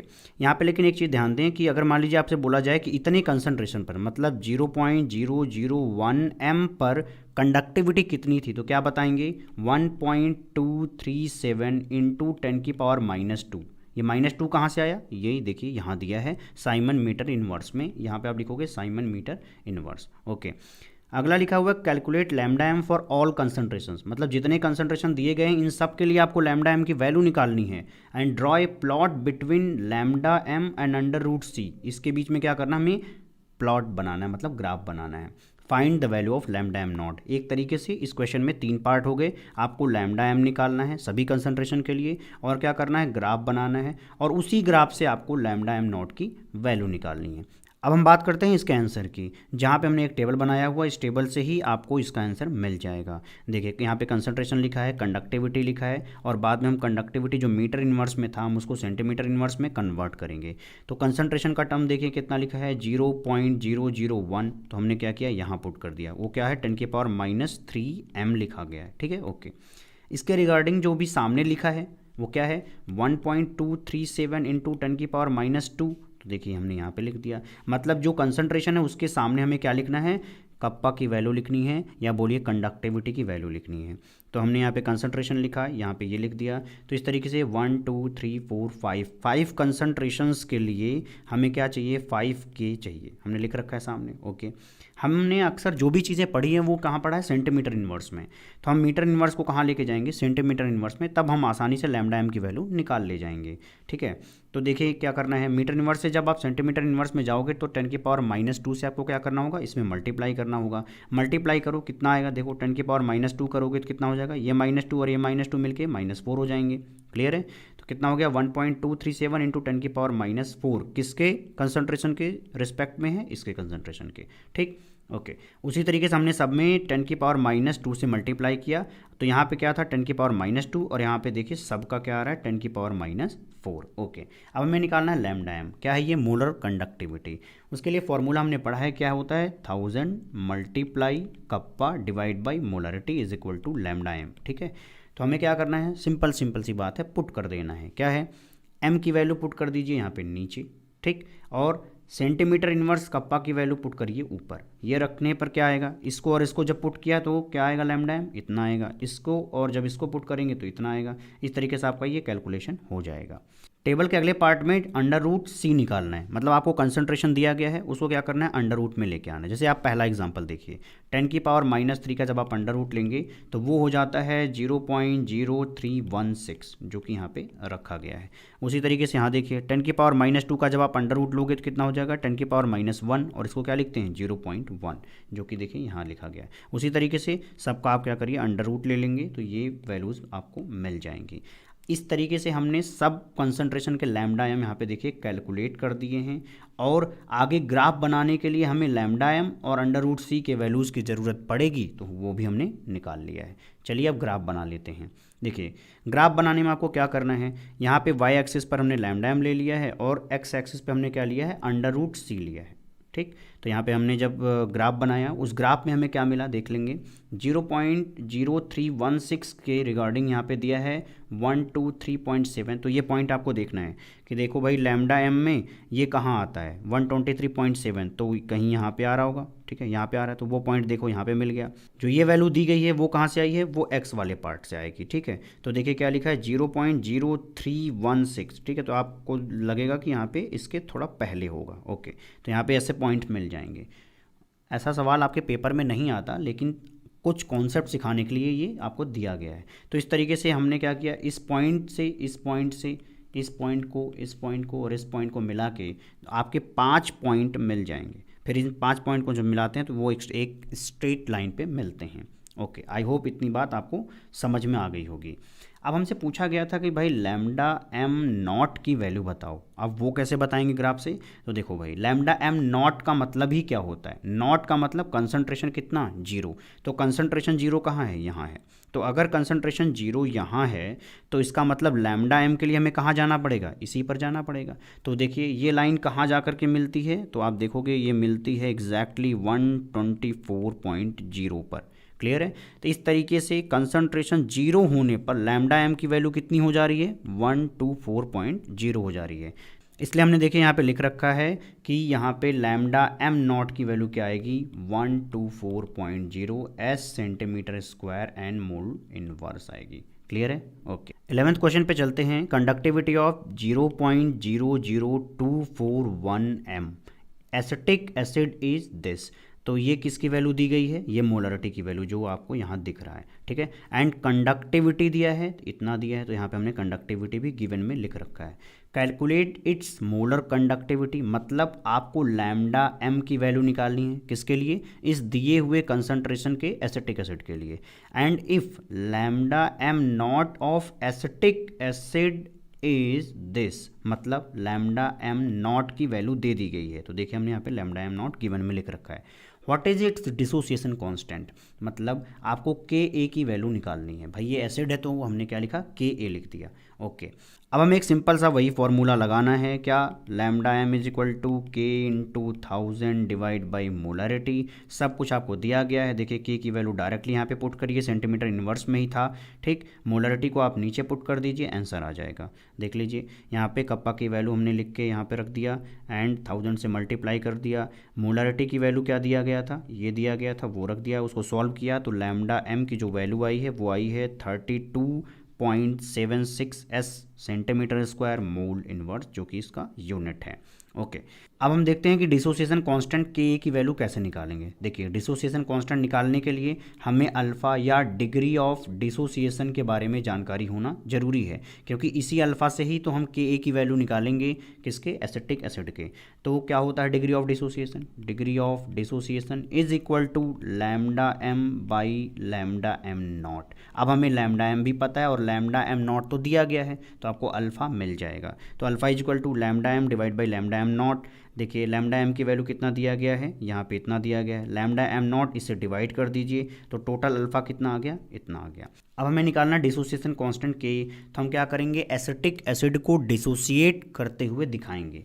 CH3COO डिसोसिएट हो रहा है किसमें, CH3COO negative and H plus में। अगर मैं मान लूँ कि टाइम t इक्वल टू 0, मतलब इनिशियल कंसंट्रेशन C है, तो टाइम t पर कितना होगा, देख लीजिए ये कितना बनेगा तब, C अल्फ़ा, क्योंकि अल्फ़ा क्या था, डिग्री ऑफ डिसोसिएशन, ये भी कितना, C अल्फ़ा, तो ये कितना बन जाएगा, C माइनस C अल्फ़ा। भाई जितना ये बनेगा उतना आपको यहाँ पे C में से घटाना पड़ेगा, उसी को मैंने यहाँ क्या लिखा है, C1 माइनस अल्फ़ा। अब डिसोसिएशन कांस्टेंट की बात की जा रही है, तो इक्विलिब्रियम कांस्टेंट है, तो क्या लिखोगे, C alpha into C alpha divide by C1 minus alpha, तो आपको ये वैल्यू मिल जाएगी। इसी को यहाँ पर अच्छे तरीके से खूबसूरती से लिख दिया गया, K a is equal to C alpha square 1 minus alpha. आप भी देख सकते हो, C से C कट कर दो, ये चीज़ यहाँ पे आपको मिल जाएगी। अब हमें अल्फ़ा की वैल्यू पता है, जो कि हम यहाँ पे पुट करके स्क्वायर करने वाले हैं, एंड C की वैल्यू भी पता है, मतलब मोलरिटी की भी वैल्यू पता है। देख लीजिए मोलरिटी की वैल्यू कहाँ दे रखा है, यहाँ पे दे रखा है। इन सब पे हमें के की वैल्यू मिलेगी 1.86 इंटू 10 की पावर माइनस 5, ओके। अब क्वेश्चन नंबर 12 देख लेते हैं, जहाँ पर लिखा है how much charge is required for following reduction. आपको रिडक्शन की रिएक्शन दी जाएगी, बताना आपको है कि कितने चार्ज की रिक्वायरमेंट वहाँ पर है। पहला लिखा हुआ है कि 1 मोल ऑफ एल्युमिनियम 3+2 एल्युमिनियम, ठीक है। इसको सॉल्व करते हैं, इसके आंसर की तरफ आते हैं। देखिए पहला ये पॉइंट पढ़ लीजिए कि charge on 1 mole electron is equal to 1 faraday, जो कि बराबर होता है 96500 कूलम के, ठीक है। इतनी बात समझ में आ रही है। मतलब ये कुल मिला के कि अगर कहीं पर 1 मोल इलेक्ट्रॉन की बात की जाए, 1 मोल इलेक्ट्रॉन के चार्ज की बात की जाए, तो आप क्या बोलोगे कि वहाँ पर 96500 कूलम चार्ज प्रेजेंट है, ठीक है। अब इसके फर्स्ट वाले पार्ट पर आएँ तो वहाँ पर लिखा है कि एल्युमिनियम 3+ कन्वर्ट हो रहा है एल्युमिनियम में। तो अगर आपसे पूछूं कि अगर एक एल्युमिनियम 3+ को एल्युमिनियम में जाना है तो कितने इलेक्ट्रॉन को एक्सेप्ट करना पड़ेगा, ऑब्वियसली 3 इलेक्ट्रॉन। कैसे पता चला भाई 3+ है तो 3 इलेक्ट्रॉन चाहिए, तभी तो मिलकर के न्यूट्रल एल्युमिनियम बनेगा, क्लियर है ना। इसका मतलब हुआ कि यहाँ पर रिएक्शन इलेक्ट्रोड की ये हो जाएगी, एल्युमिनियम 3+ + 3 इलेक्ट्रॉन बन जाता है एल्युमिनियम। अगर हमारे पास 1 मोल दिया है तो हमें कितने मोल इलेक्ट्रॉन की ज़रूरत पड़ेगी, तो 3 मोल इलेक्ट्रॉन की ज़रूरत पड़ेगी। और आपसे अगर मैं पूछूं इस 3 मोल इलेक्ट्रॉन पर कितना चार्ज प्रेजेंट होगा, तो आप बोलोगे 3 फैराडे चार्ज प्रेजेंट होगा। अगर कूलम की भाषा में बोला जाए तो 3 × 96500, तो ये आ जाएगा, क्योंकि यहाँ से आप देख रहे हो charge on 1 mole electron is this. Okay, अब सेकंड नंबर पे आते हैं जहाँ लिखा है 1 mole of copper 2+ to copper. देखो कॉपर 2+ है, उसको कहाँ जाना है, कॉपर में कितने इलेक्ट्रॉन का लेन देन होगा, 2 इलेक्ट्रॉन का। ठीक है, 2 इलेक्ट्रॉन अगर आप इसको दोगे तो ये न्यूट्रल होकर के कॉपर बना देगा। तो इसका मतलब यहाँ पे 2 फैराडे चार्ज होगा अगर आपको 1 मोल ऑफ कॉपर 2+ को रिड्यूस करके क्या बनाना है, कॉपर बनाना है। तो फैराडे को आप कूलम में कन्वर्ट कर सकते हो मल्टीप्लाई करके 96500, 2 पहले से था, ठीक है, क्योंकि 2 फैराडे यूज़ किया गया तो टोटल इतना कूलम आ जाएगा। ओके, अब आते हैं थर्ड पॉइंट पे। थर्ड क्या है, 1 mole of MnO4 negative 2 Mn+2। अब की बार डायरेक्टली आपको यहाँ का चार्ज नहीं दिया हुआ है तो आपको क्या निकालना पड़ेगा, ऑक्सीडेशन नंबर। ऑक्सीडेशन नंबर निकालेंगे, मान लीजिए x है, x + 4 -2 किसका होता है, ऑक्सीजन का, इज इक्वल टू -1। यहाँ से x इज इक्वल टू कितना आ जाएगा, +7। कुल मिलाकर के MnO4 नेगेटिव पर कितना आएगा बोलो, +7 चार्ज आएगा। अब +7 चार्ज को कहाँ जाना है, Mn+2 में, मतलब +2 में। तो भाई +7 से +2 जाने के लिए हमें क्या करना होगा, 5 इलेक्ट्रॉन ऐड करना होगा, तभी तो यहाँ पर क्या होगा, माइनस हो जाएगा इससे, और क्या बचेगा, 2 बचेगा।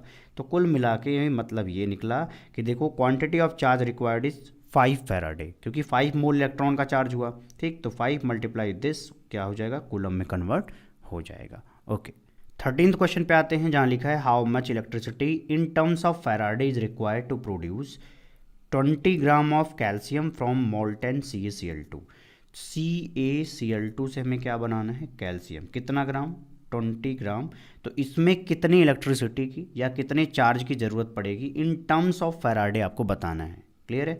ओके, तो देखिए पहला पॉइंट देख लेते हैं।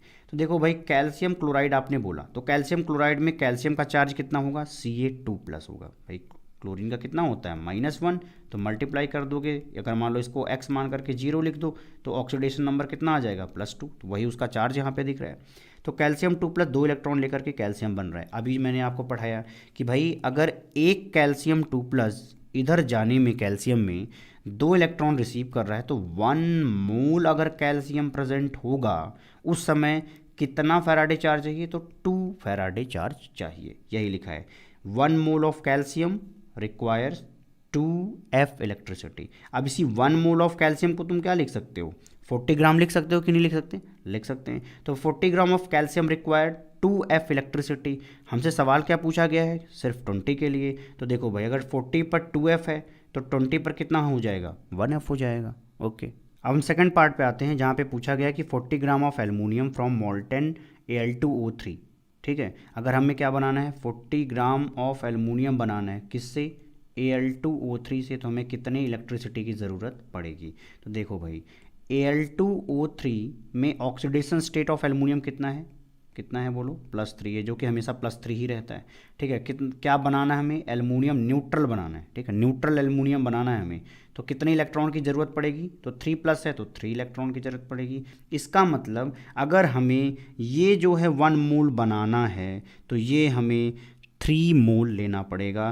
तो 1 mole of aluminium require 3 Faraday electricity. शायद समझ में आया हो। अब एक पॉइंट जो हमने यहाँ पे भी बताया है कि 1 मोल ऑफ कैल्शियम कैसे 40 ग्राम हो जाता है, उसी तरीके से 1 मोल ऑफ एल्युमिनियम कैसे 27 ग्राम हो जाता है, ये शायद आपको समझ में आता हो। अगर नहीं आता तो मैं आपको हिंट दे देता हूँ कि देखो भाई कैल्शियम का जो एटॉमिक वेट है वो कितना होता है, 40 ग्राम मोल इनवर्स होता है। ठीक है, और यहाँ पर कितना होता है एल्युमिनियम का, 27 ग्राम मोल इनवर्स होता है। मतलब 1 मोल एल्युमिनियम बराबर होता है 27 ग्राम ऑफ एल्युमिनियम के। ठीक है, उसी तरीके से आप यहाँ भी देख सकते हो।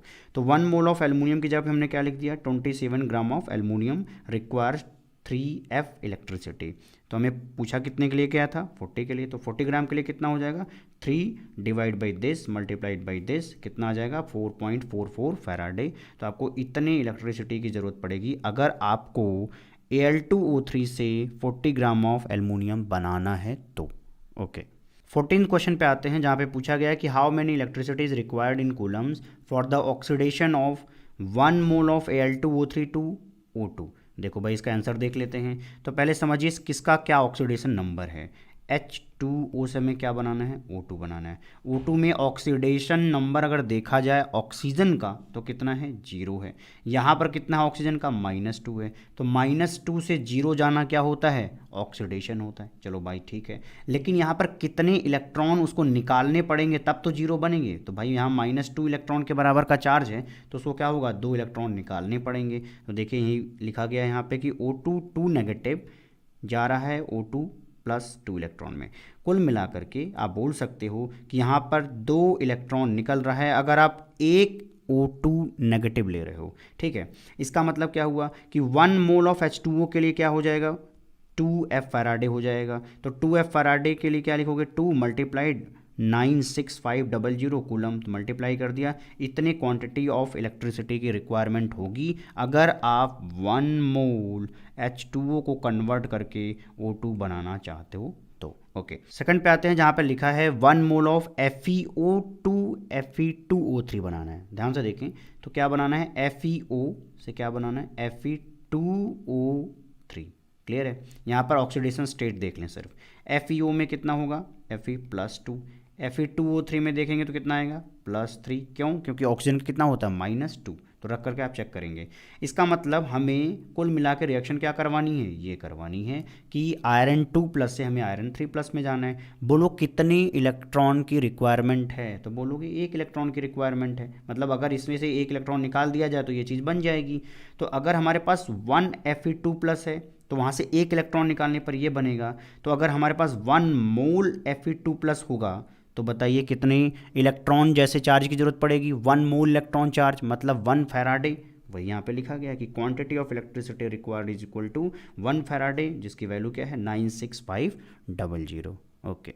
15th क्वेश्चन पे आते हैं, जहाँ पे है कि ए सोल्यूशन ऑफ निकल nitrate is electrolysed between platinum electrodes using A current of 5 amperes for 20 minutes. What mass of निकल डिपॉजिटेड एट कैथोड। कैथोड पे कितना मास डिपॉजिट हो जाएगा निकल का अगर हम निकल नाइट्रेट को क्या कर रहे हैं, इलेक्ट्रोलाइज करा रहे हैं, किसके बीच में, प्लैटिनम इलेक्ट्रोड्स के बीच में। तो उसके लिए हमने एक फिगर बना रखा है आपके लिए खूबसूरत सा, देख लीजिए क्या लिखा है यहाँ पे। प्लैटिनम के इलेक्ट्रोड्स हैं, वहाँ पे हमने निकल नाइट्रेट डाल रखा है। ठीक है, इसमें 5 एम्पियर का करंट बहा दिया है। और क्या होगा, निकल 2+ जो इस सॉल्यूशन के अंदर प्रेजेंट होगा, ये निकल 2+ कहाँ जाएगा, कैथोड पर। क्यों जाएगा, उससे इलेक्ट्रॉन मांगने जाएगा। भाई ये नेगेटिवली चार्ज इन्हीं के पास इलेक्ट्रॉन है, वो उससे इलेक्ट्रॉन लेगा और किस में कन्वर्ट हो जाएगा, निकल में, जो कि यहाँ कैथोड के नीचे या कैथोड के ऊपर आसपास देखने को मिलेगा डिपॉजिट के फॉर्म में। इतनी बात क्लियर है, ओके। अब मैं आपको क्वेश्चन के माध्यम से समझाता हूँ क्या क्या लिखा है। देखिएगा, लिखा है 20 मिनट तक हमने 5 एम्पियर इसमें करंट बहा दिया है, मतलब चला दिया है, फ्लो करा दिया है। तो टोटल चार्ज कितना होगा, Q इक्वल टू क्या होता है, IT होता है। तो I हमें पता है 5 एम्पियर, T कितना पता है 20 मिनट, मिनट को आप सेकंड में लेके जाओगे तो 60 कर लोगे, तो कितना कूलम हो गया, 6000 कूलम तक आपने क्वांटिटी ऑफ इलेक्ट्रिसिटी पास कर दिया है। ठीक है, उस सेल से आप ऐसे बोल सकते हो। अब देखो, निकल 2+ 2 इलेक्ट्रॉन लेकर के निकल बनाता है, मतलब अगर मैं आपसे कहूँ कि हमारे पास सिर्फ एक निकल 2+ है तो उसको 2 इलेक्ट्रॉन चाहिए अगर उसको निकल सॉलिड बन के डिपॉजिट होना है तो।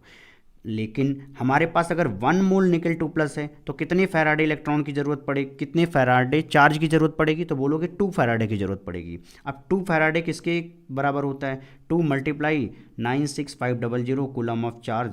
ठीक है, ये कितना डिपॉजिट करवाएगा, 1 मोल, क्योंकि हमने पहले ही बोला कि ये 1 मोल है। ठीक है, अब 1 मोल ऑफ निकल किसके बराबर होता है, 58.7 ग्राम की। ये कैसे पता चला भाई, ये ज्ञान कहाँ से आया, तो ये आया जो आपको दिया गया था, एटॉमिक मास 58.7 ग्राम पर मोल किसका, निकल का। क्लियर है। अब एक चीज़ देखो, अगर इतने कूलम चार्ज से इतना ग्राम डिपॉजिट होता है तो जो आपको क्वांटिटी ऑफ इलेक्ट्रिसिटी, मतलब जो चार्ज आपको दिया गया था, उससे आप ये पता ही कर सकते हो कि कितना निकल आएगा। क्लियर है, देख लो भाई, इतने चार्ज से इतना होता है तो 6000 कूलम से कितना हो जाएगा, यहाँ पे आप सॉल्व कर लीजिए, इतना divide by this multiplied by this आ जाएगा 1.825 ग्राम ऑफ निकल। शायद समझ में आ रहा होगा। अब हम 16th क्वेश्चन देखते हैं जिसमें लिखा हुआ है कि 3 electrolytic cell ABC containing solution ZnSO4, AgNO3 and copper sulfate respectively are connected in series। कहने का मतलब है कि A, B और C ये हमने 3 इलेक्ट्रोलिटिक सेल लिए जिसमें A के अंदर क्या प्रेजेंट है, ZnSO4 प्रेजेंट है, B के अंदर AgNO3 प्रेजेंट है एंड C के अंदर कॉपर सल्फेट प्रेजेंट है। इसको हमने एक सीरीज में कनेक्ट कर दिया। तो सीरीज में कनेक्ट करने के लिए मतलब हमने एक बैटरी सब पर लगा दिया है, ठीक है। और वो बैटरी जो है करंट दे रही है 1.5 एम्पियर का। जब हम उस सीरीज में 1.5 एम्पियर का करंट पास करते हैं तो हमें 1.45 ग्राम ऑफ Ag डिपॉजिट हुआ मिलता है B के अंदर, क्योंकि B के अंदर क्या प्रेजेंट था, AgNO3 प्रेजेंट था। ओके, तो यहां से हमें पता चला कि WAG is equal to 1.45 gram and current I is equal to 1.5 ampere. Okay, हमसे कहा जा रहा है how long did the current flow. इसका मतलब हमसे टाइम पूछा जा रहा है, कितने टाइम तक हमने करंट फ्लो किया कि इतना Ag डिपॉजिट हो गया। सेकंड क्वेश्चन है कि what mass of the copper and zinc were deposited. जब हम ये कह रहे हैं कि 1.45 ग्राम ऑफ Ag डिपॉजिट हुआ तो उतने वक्त में, उतने समय में कॉपर कितना डिपॉजिट हुआ और जिंक कितना डिपॉजिट हुआ, इसके बारे में हमें कमेंट करना है। इस क्वेश्चन को हम बहुत अच्छे से समझ सकते हैं एक इमेज के थ्रू। यहाँ पर हमने ABC कंपार्टमेंट को एक सीरीज में कनेक्ट कर रखा है एक बैटरी के थ्रू। पहले वाले कंपार्टमेंट में जिंक सल्फेट है, दूसरे में AgNO3 है और तीसरे में कॉपर सल्फेट है। तो इस तरीके से एक बैटरी जो है एक ही करंट सब में भेज सकती है। हमें क्या दिया गया है, करंट दिया गया है 1.5 एम्पियर, W दिया हुआ है 1.45 gram of Ag and time के बारे में हमें पता करना है। हमें देखो पता है कि सिल्वर का जो इक्विवेलेंट वेट होता है 108 होता है। यहाँ पर n इक्वल टू 1 होगा और n इक्वल टू 1 कहने का मतलब है कि जो हमारा Ag प्लस है वो एक इलेक्ट्रॉन लेकर के Ag बना रहा है। क्या हमें ये E इक्वल टू 108 याद रखना है? जवाब है नहीं। इक्विवेलेंट वेट क्या होता है? इक्विवेलेंट वेट होता है atomic weight divide by valency factor. इसके लिए वैलेंसी फैक्टर कितना है, 1 है, तो यहाँ पर 1 रख देंगे। तो एटॉमिक वेट हमें पता है Ag का कितना होता है 108 डिवाइड बाई 1, तो हमें मिल जाएगा इक्विवेलेंट वेट 108। ठीक है, अब हमें टाइम पता करना, तो टाइम हम कहाँ से निकाल सकते हैं? फैराडेज फर्स्ट लॉ लगाते हैं। फैराडे के फर्स्ट लॉ में हमने क्या देखा था कि W is equal to ZQ, जिसको हमने लिखा था आगे Z into I into T, क्योंकि हमें I दिया है और T निकालना है। Z के बारे में हम कैसे कमेंट करते हैं? देखो Z क्या होता है, E by n F into I into T into W. तो ये फाइनल फॉर्मूला होता है जो कि हमने पढ़ा हुआ था Faraday's first law of electrolysis में। तो यहाँ से हम क्या निकाल लेंगे, time T is equal to क्या हो जाएगा, WN into F divide by E into I. ठीक है, तो ये वैल्यूज हम क्या करेंगे, पुट कर देंगे जो हमें ऊपर दिया गया था। देख लेते हैं W कितना पुट करना है 1.45 ग्राम, F की वैल्यू कितना रखना है 96500, N की वैल्यू कितना रखना है 1, तो यहाँ पे मल्टीप्लाइड 1 लिख सकते हो। E यहाँ पर कितना है 108, I कितना है 1.5। तो इस तरीके से हमें जो टाइम मिलता है वो मिलता है 863.73 सेकेंड। तो इस तरीके से आप बोल सकते हो कि जब आप 863.73 सेकेंड तक आप करंट फ्लो कराओगे तब जाकर के 1.45 ग्राम ऑफ Ag जो है वहां पर कैथोड के ऊपर जाकर के डिपॉजिट होगा। अब हमें mass of copper and zinc के बारे में बताना है। उसके लिए हमें फैराडे के सेकंड लॉ की तरफ जाना पड़ेगा, क्योंकि हमने वेट की चर्चा वहीं पे किया था। तो देखिए भाई, हमें पता है कि W1 कितना है 1.45 ग्राम ऑफ Ag, भाई Ag की बात कर रहा हूँ। ठीक है, तो Ag से रिलेटेड E1 कितना है 108। W2 हमें पता करना है, यहाँ पे W2 क्या है, W2 है वेट ऑफ कॉपर जो कि डिपॉजिट हुआ। ठीक है, E2 कितना होगा कॉपर का वो निकाल के देख लेते हैं। इसका एटॉमिक वेट कितना होगा 63.5। हम इक्विवेलेंट वेट निकालने जाएंगे तो 2 से डिवाइड करेंगे तो कितना मिलेगा 31.75। ठीक है, हमने 2 से डिवाइड क्यों किया भाई, क्योंकि यहाँ पर कॉपर 2 प्लस जब कॉपर में जा रहा था तो उसका वैलेंसी फैक्टर कितना निकल के आता है 2 निकल के आता है। तो अब फैराडे लॉ लगा लेते हैं जो कहता है कि W1 divide by W2 is equal to E1 divide by E2। ओके, तो W1 की वैल्यू यहाँ से पुट कर दिया, E1 की वैल्यू पुट कर दिया, W2 हमें पता करना है क्योंकि बाकी 3 चीज़ें दी गई हैं, तो W2 निकल के आ गया इतना। और ये क्या था, वेट ऑफ कॉपर था। तो जब 1.45 ग्राम ऑफ Ag डिपॉजिट हो रहा था कैथोड पर, उतने समय में 0.426 ग्राम ऑफ कॉपर जो है डिपॉजिट होगा। सिमिलरली हम जिंक की बात करेंगे। जिंक के केस में भी हम W1 क्या लेंगे 1.45 ग्राम ले लेंगे Ag वाला। ठीक है, E1 कितना लेंगे 108 और E2 हम कितना लेंगे जिंक के लिए, तो यहाँ पर देख लेते हैं कैसे निकाला है। एटॉमिक वेट ऑफ जिंक कितना होगा 65.3 होगा। इसको अगर हम 2 से डिवाइड कर दें तो क्या बन जाएगा 32.65, तो वो वाली वैल्यूज़ हम पुट कर देंगे यहाँ पर। तो इस तरीके से हमें W2 मिल जाएगा, और W2 कितना आता है 0.438 आता है। ठीक है, अब एक बार इस फिगर को दोबारा देखते हैं। देखिए हमने ए बी सी को क्या किया था, एक सीरीज में कनेक्ट किया। इस बैटरी के थ्रू हमने क्या किया, चार्ज इसमें फ्लो कराया। तो सब में एक कैथोड होगा, एक एनोड, एक कैथोड, एक एनोड, एक कैथोड, एक एनोड, इस तरीके से होगा। और हमेशा डिपोजिशन कहाँ पे होगा, कैथोड पर होगा। तो देखिए नीचे कैथोड जो है थोड़ा मोटा हमने बना रखा है यहाँ पर, ताकि हम समझा सकें कि इस पर क्या हो रहा है, जिंक 2+ जो है आकर के डिपॉजिट हो रहा है, इस वाले में Ag+ आकर के डिपॉजिट हो रहा है, और यहाँ पर कॉपर 2+ आकर के कैथोड पर डिपॉजिट हो रहा है। यहाँ हमने WZN लिखा हुआ है जो यहाँ पर डिपॉजिट हो रहा है, WAG क्या है जो यहाँ पर डिपॉजिट हो रहा है, WCU क्या है वो वेट है जो इनके ऊपर आकर के डिपॉजिट हो रहा है। तो इस तरीके से ये क्वेश्चन अच्छे से समझ में आया होगा, और इससे हमने बहुत सारे कॉन्सेप्ट सीख भी लिए हैं। 17th क्वेश्चन पे आते हैं, जहाँ में पूछा जा रहा है कि predict if the reaction between following is feasible और नॉट। आपको बताना है कि अगर हमें इन दोनों के बीच में रिएक्शन करवाना हो, क्या ये रिएक्शन होगी या नहीं होगी। ठीक है, तो आपको यहाँ पे 5 क्वेश्चन दिए गए हैं, ये सारी चीज़ें मैं आपको समझाऊंगा इनका हेल्प लेकर के। मतलब हमें यहाँ पे स्टैंडर्ड रिडक्शन पोटेंशियल की वैल्यू दी गई हैं। ठीक है, जो भी रिक्वायर्ड चीज़ें होंगी वो आपको दी जाएंगी, कुछ भी इनमें से याद करना नहीं होता, तो आपके मन में ये सब भ्रम नहीं होना चाहिए। देखिए मैंने क्यों बोल दिया कि ये स्टैंडर्ड रिडक्शन पोटेंशियल है, जबकि यहाँ पे लिखा है कि ये स्टैंडर्ड इलेक्ट्रोड पोटेंशियल है। भाई ये इसी का एक पार्ट हो जाएगा, कैसे देखते हैं। यहाँ पे देखो I2 से कहाँ जा रहा है, I नेगेटिव, तो I2 में कितना है 0 ऑक्सीडेशन नंबर, यहाँ पे कितना -1, तो 0 से -1 मतलब रिडक्शन, तो इसलिए हमने क्या लिखा हुआ है यहाँ पे SRP, स्टैंडर्ड रिडक्शन पोटेंशियल। ठीक, वैसे भी IUPAC के हिसाब से आपको यही मिलना चाहिए। ओके, चलिए इसके आंसर की तरफ चलते हैं भाई। अगर हमें रिएक्शन की फिजिबिलिटी चेक करनी है ना, तो हमें E0 की वैल्यू क्या चाहिए, पॉजिटिव चाहिए। तो क्या ये चीज़ हमें रटनी है, जवाब है नहीं। हमें देखो सिर्फ एक चीज़ पता है थर्मोडायनेमिक्स पे, डेल्टा G0 क्या होना चाहिए, नेगेटिव होना चाहिए अगर हमें कोई सा रिएक्शन करवाना है। तो डेल्टा G0 का फॉर्मूला क्या है, -NFE0। तो आपको समझ में आ रहा होगा कि अगर डेल्टा G0 को माइनस रखना है तो हमें E0 को क्या रखना पड़ेगा, पॉजिटिव। अगर आपने ये नेगेटिव ले लिया तब तो डेल्टा G0 क्या आ जाएगा, पॉजिटिव, और वो रिएक्शन नहीं होगी।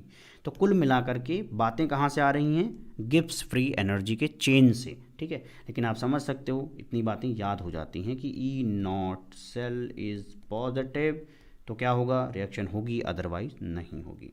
देखिए चलिए इसके फर्स्ट क्वेश्चन पे आते हैं, जहाँ पे दिया हुआ था कि आयरन +3 को रिएक्शन कराना है I नेगेटिव के साथ।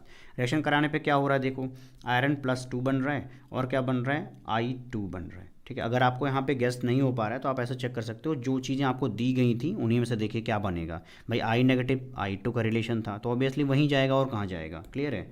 अब देखो यहाँ पे कि किसका ऑक्सीडेशन हो रहा है, किसका रिडक्शन हो रहा है, हमें ये पता करना है। तो आयरन जो 3+ है वो 2+ में जा रहा है, तो ऑब्वियस बात होगी यार यहाँ पे रिडक्शन हो रहा है, क्योंकि +3 ऑक्सीडेशन स्टेट +2 में कन्वर्ट हो रहा है। यहाँ पे I- -1 हो गया, I2 0, मतलब -1 से 0 आना ऑक्सीडेशन। तो आयोडीन का ऑक्सीडेशन हुआ और इसका क्या हुआ, रिडक्शन हुआ। जिसका ऑक्सीडेशन हुआ उसको कहाँ लिखा जाता है, ब्रिज के इस साइड लिखा जाता है भाई, लेफ्ट साइड में लिखा है। जिसका रिडक्शन वो उसको हम इस साइड लिखते हैं, शायद क्लियर होगा। ओके, आप चाहो तो इस सेल रिएक्शन से आप पहले क्या बना लो, सेल का नोटेशन बना लो। सेल का नोटेशन बनाने के बाद E0 cell is equal to right minus left कर लो, राइट माइनस लेफ्ट कर लो, तभी आंसर आ जाएगा। देखिए राइट मतलब ये वैल्यू, माइनस लेफ्ट मतलब ये वैल्यू लिखी गई है। ठीक, तो आप सॉल्व करेंगे, ऊपर से देख करके वैल्यूज को रख लेना। तो E0 की वैल्यू क्या आ गई, पॉजिटिव आ गई, इसका मतलब ये रिएक्शन क्या होगी, फिजिबल होगी। जब आप रिएक्शन को इस सेल में कन्वर्ट कर रहे थे उस समय आपका ध्यान गया होगा इस प्लैटिनम पर, कि सर इस प्लैटिनम के बारे में आपने कुछ बताया नहीं कि यहाँ पे प्लैटिनम कैसे आ गया, जबकि यहाँ इस रिएक्शन में कुछ प्लैटिनम था ही नहीं। ध्यान से देखिए, यहाँ पे एक्वस लिखा है, ये भी एक्वस है, ये भी एक्वस है, और ये गैस है। मतलब या तो लिक्विड फॉर्म है या तो गैस फॉर्म है, लेकिन ये इलेक्ट्रोड तो नहीं हो सकते ना। तो इलेक्ट्रोड हमें कैसा चाहिए इस समय, इनर्ट इलेक्ट्रोड चाहिए, क्योंकि वो रिएक्शन में इन्वॉल्व नहीं होना चाहिए। ठीक है, तभी तो यहाँ पे नहीं दिख रहा है, तो इसलिए हमने यहाँ पे प्लैटिनम लिख दिया है, क्योंकि भाई ना गैस ना तो एक्वस वाला, इनमें से कोई भी इलेक्ट्रोड का काम तो कर नहीं सकता। इसलिए हमें ऐसी थिंकिंग रखनी और समझनी है कि कब हमें इनर्ट इलेक्ट्रोड लगाना है। तो ऐसी कंडीशन जब एक्वस या वाटर लिक्विड ऐसी कोई चीज़ दी गई हो जहाँ पे सॉलिड मेंशन ना हो, उस कंडीशन में आप प्लैटिनम लिख सकते हैं। ओके, इसी क्वेश्चन को अगर मैं बोलूँ कि भाई बिना सेल में कन्वर्ट किए हमें डायरेक्ट आना चाहिए, तो कैसे देखोगे। देखो आयरन 3+ से 2+ गए, ये था क्या, रिडक्शन, ये क्या था, रिडक्शन, ठीक है, ये वाला था ऑक्सीडेशन। ठीक, उस समय आप याद रख सकते हो कि E not cell is equal to reduction minus oxidation. Simple, reduction minus oxidation, ये भी आपको याद नहीं करना है, देखो, क्योंकि हमने क्या पढ़ाया था, ABC, तो ये ब्रिज हो गया। कैथोड पर क्या होता है, रिडक्शन, ठीक है, एनोड पर क्या होता है, ऑक्सीडेशन। राइट साइड में कौन है, रिडक्शन, लेफ्ट साइड में कौन है, ऑक्सीडेशन। तो राइट माइनस लेफ्ट का मतलब क्या है, रिडक्शन माइनस ऑक्सीडेशन। इतनी ही तो बात है जब ई नॉट की वैल्यू निकालने जा रहे हो तो, ठीक है। अगर मैं पूछूं आपसे कि रिडक्शन किसका हो रहा है, तो आपको पता है कि आयरन 3+ 2+ में जा रहा है तो इसी का रिडक्शन हो रहा है। ऑक्सीडेशन किसका हो रहा है, आयोडीन का। डायरेक्टली बिना ये बनाए आप डायरेक्टली ये चीज़ लिख सकते हो। अगर आप ये लिख रहे हो, reduction minus oxidation is equal to E not cell, direct answer आ जाएगा। क्लियर है, आप वहाँ पे फिजिबिलिटी देख सकते हो। चलिए सेकंड देखते हैं, जहाँ पर Ag+ में जा रहा है और कॉपर सॉलिड कहाँ जा रहा है, कॉपर 2+ में। आप चाहो तो इसको डायरेक्ट बिना कन्वर्ट किए आप डायरेक्ट सॉल्व कर सकते हो। कैसे, वही रिडक्शन माइनस ऑक्सीडेशन। रिडक्शन किसका हो रहा है, Ag से इसमें, तो देखिएगा ये रिडक्शन, माइनस ऑक्सीडेशन तो किसका, कॉपर वाले का। देखिए यहाँ पे लिखा गया है, सॉल्व करें, ई नॉट की वैल्यू क्या आ गई, पॉजिटिव, तो फिजिबल हो जाएगा। सिमिलरली बाकी मैंने ये डायरेक्ट मेथड से सॉल्व किए हुए हैं, आप देख सकते हो। क्लियर है, ओके। अब हम 18th क्वेश्चन पे आते हैं, जहाँ पे लिखा है कि predict the products of electrolysis in each of the following. ठीक है, हमें इलेक्ट्रोलिसिस करवाना है और उसके प्रोडक्ट्स के बारे में बताना है कि एनोड पे कौन सी रिएक्शन हो रही है और कैथोड पे कौन सी रिएक्शन हो रही है। तो पहला एग्जांपल है कि an aqueous solution of AgNO3 with silver electrode. तो इसका एक बेहतरीन फोटो यहाँ पे दिखेगा, एक पिक्चर इमेज आपको यहाँ पे दिख रहा होगा। देखिए कि हमने यहाँ पे एक समझिए बीकर ले रखा है, इसमें हमने 2 इलेक्ट्रोड लगाए, किसके थे, ये सिल्वर इलेक्ट्रोड थे। ठीक है, एक पॉजिटिव होगा, एक नेगेटिव होगा, एक कैथोड और एक एनोड होगा। क्लियर है। अब इस इलेक्ट्रोलाइट में कौन कौन से आयन प्रेजेंट हैं, इसी बात से आप ये डिसाइड कर पाओगे कि इलेक्ट्रोलिसिस के बाद क्या प्रोडक्ट आएंगे। ठीक है, देखो इसमें हमने क्या डाला, AgNO3 सॉलिड के रूप में डाला, लेकिन वाटर में डालते ही क्या हो जाएगा, ये Ag+ एंड NO3 नेगेटिव में टूट जाएगा। और वाटर कैसे होगा, इस तरीके से H+ एंड OH नेगेटिव के फॉर्म में आयोनाइज हो जाएगा। क्लियर है। इस इलेक्ट्रोलाइटिक सोल्यूशन में कौन कौन से आयन हो गए, अब देखिएगा कौन कौन से आयन हैं, H+, OH negative, Ag+, NO3 negative. क्या इसके अलावा और कोई भी आयन प्रेजेंट है, जवाब है नहीं। अब जो आयन है उन्हीं के हिसाब से आपको ऑक्सीडेशन कराना है और रिडक्शन कराना है, सिंपल सी बात है। चलिए कैथोड पर देखते हैं, कैथोड पर क्या होता है, रिडक्शन होता है। आपको यहाँ या तो इलेक्ट्रोकेमिकल सीरीज से सहारा लेना पड़ेगा या तो कुछ बातें आपको यहाँ पे याद भी रखनी पड़ेंगी। ठीक है, तो कैथोड पे क्या होता है, रिडक्शन होता है। अगर किसी का स्टैंडर्ड रिडक्शन पोटेंशियल बहुत ज़्यादा है तो वो आसानी से रिड्यूस होना चाहेगा। सिंपल सा एक कॉन्सेप्ट लगाना है कैथोड में, और एनोड वाले में क्या होता है, ऑक्सीडेशन होता है। तो आप बोलोगे जिसका SRP वैल्यू क्या होगी, बहुत बहुत कम होगी, उसी का ऑक्सीडेशन होगा, क्योंकि SRP वैल्यू किसको प्रमोट करती है, रिडक्शन को प्रमोट करती है। सिंपल सी बात ये है। ठीक, या उसी को बोला जाता है डिस्चार्ज पोटेंशियल। अगर किसी का डिस्चार्ज पोटेंशियल बहुत ही कम है तो वो आसानी से क्या हो जाएगा, डिस्चार्ज हो जाएगा। ऐसे समझो जैसे मान लीजिए युद्ध हो रहा था Ag+ और H+ में, ठीक है, लेकिन हमने युद्ध निपटा दिया बहुत सस्ते में। ठीक है, 10 रुपये दिया उन्हें, भाई युद्ध मत करो। ठीक है, ये भाई साहब मान गए, तो युद्ध से ये निकल के क्या हो गए, बाहर आ गए। तो ये भाई साहब अकेले किससे युद्ध करेंगे, किससे झगड़ा करेंगे, किसी से नहीं कर पाएंगे। तो सिंपल सी बात ये है कि जिसका डिस्चार्ज होने का पोटेंशियल क्या होगा, कम होगा, मतलब कम ही पैसे पे वो मान जा रहा है, कम ही पोटेंशियल देने से वो कह रहा है ठीक है भाई हम Ag+ से Ag बनने को तैयार हैं, लेकिन H+ अपने एटीट्यूड में कम, मुझे नहीं जाना H2 में।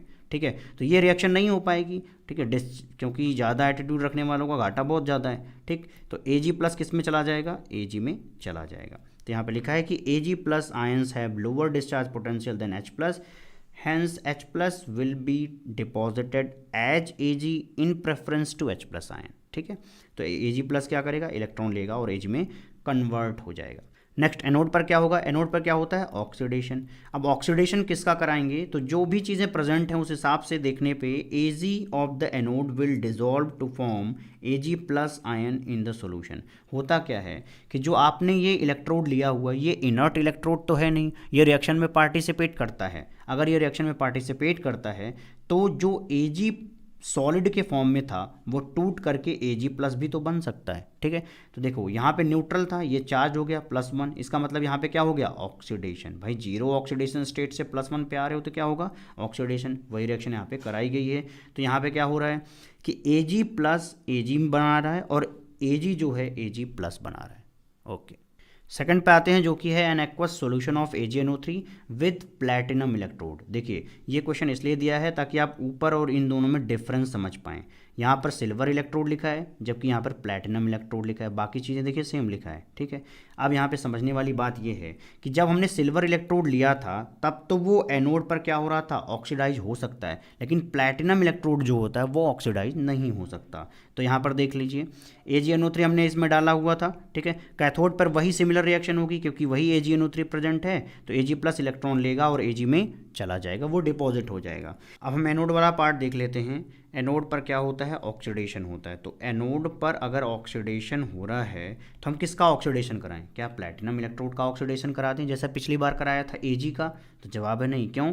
क्योंकि जो यहाँ पे सिल्वर होता है वो एक्टिव इलेक्ट्रोड होता है, वो खुद रिएक्शन में इन्वॉल्व हो सकता है, लेकिन प्लैटिनम इलेक्ट्रोड जो होगा वो रिएक्शन में इन्वॉल्व नहीं होगा, वो एक इनर्ट इलेक्ट्रोड होगा। और जो इनर्ट इलेक्ट्रोड होता है वो कहता है भाई देखो मैं रिएक्शन में तो नहीं आऊँगा, लेकिन मेरे ऊपर चाहो तो कितनी भी रिएक्शन कर लो तुम, चाहे ऑक्सीडेशन करो चाहे रिडक्शन करो, ठीक। तो ये रिएक्शन में नहीं आ रहा, चलो ओके।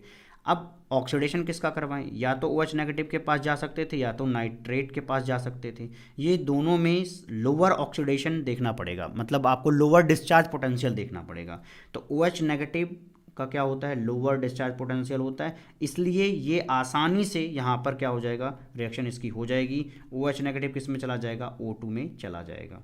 तो इस बात को याद रख लेंगे कि इसका डिस्चार्ज पोटेंशियल क्या होता है, लोअर होता है विद रिस्पेक्ट टू नाइट्रेट, इस वजह से ये यहाँ पर रिएक्शन में पार्टिसिपेट कर पा रहा है। ओके, थर्ड देखते हैं dilute solution of H2SO4 with platinum electrode. कभी कभी लिखा जाता है एसिडिफाइड सॉल्यूशन को हमें क्या कराना है, प्लैटिनम इलेक्ट्रोड के प्रेजेंस में इलेक्ट्रोलिसिस करानी है, ठीक है।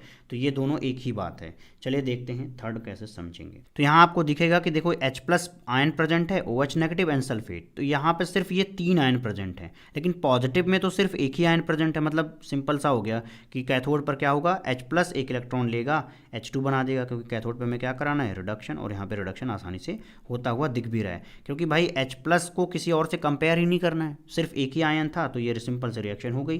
तो कैथोड के साइड हमें क्या मिला, H2 गैस के यहाँ पे बुलबुले मिलेंगे। क्लियर है? ओके, और यहाँ से हम H2 गैस निकाल भी लेंगे।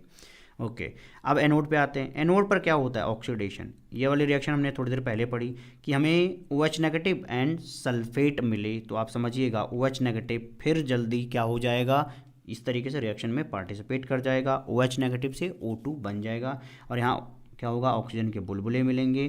फिर यहाँ से आप इसको O2 रिसीव भी कर सकते हो बाहर की तरफ। चलिए फोर्थ पॉइंट पे आते हैं। फोर्थ पॉइंट में लिखा है कि an aqueous solution of CuCl2 with platinum electrode. अब दिया है कॉपर क्लोराइड दे रखा है, तो उसको तोड़ दीजिए, कॉपर 2+ बनेगा और क्लोराइड आयन बन जाएगा। ये तो H+ एंड OH नेगेटिव में टूटेंगे, ठीक है। कैथोड पर क्या होता है, रिडक्शन, ठीक है। रिडक्शन में H+ और Cu2+ दो चीज़ें थी, उसमें जल्दी रिड्यूस कौन होता है, कॉपर जल्दी रिड्यूस हो जाता है। तो यहाँ पे वही हुआ, कॉपर 2+ 2 इलेक्ट्रॉन लेता है, कॉपर में चला जाता है। ये काम हुआ एनोड, सॉरी ये काम हुआ कैथोड पे। अब आते हैं एनोड पर। एनोड में क्या क्या होगा, पॉसिबल क्या है, Cl negative and OH negative. तो Cl नेगेटिव जल्दी डिस्चार्ज हो जाएगा, ऐसा समझ लीजिए। तो Cl नेगेटिव चला जाएगा Cl2 में, मतलब एनोड पर Cl2 गैस निकल रही होगी और कैथोड पर कॉपर जमा होता हुआ दिखेगा। जमा होता हुआ क्यों कर रहा हूँ, क्योंकि सॉलिड प्रेजेंट है, उसके लिए ऐसी शकल सूरत हमने यहाँ पे बना रखी है। तो इस तरीके से इस एक्सरसाइज का 18th क्वेश्चन, मतलब लास्ट क्वेश्चन भी हमने अटेम्प्ट कर लिया। अगर आपने चैप्टर की जो थ्योरी वीडियो है उसको ढंग से देखा है, जो मैंने आपको हैंड रिटन नोट्स दिए हैं उसको अच्छे से पढ़ा है और NCERT एक्सरसाइज के क्वेश्चन को सॉल्व कर लिया है, तो आपको बाहर से कुछ और पढ़ने की ज़रूरत नहीं है, क्योंकि मैंने वहाँ पर कंप्लीट NCERT कवर कराया, पूरे PYQs कवर करा दिए हैं और एक बेहतरीन नोट्स आपको दिया है जिससे आप रिवाइज कर सकते हो, पढ़ सकते हो और समझ सकते हो। चलिए मिलते हैं हम आपको अगले वीडियो में, तब तक के लिए खुश रहिए, प्रसन्न रहिए।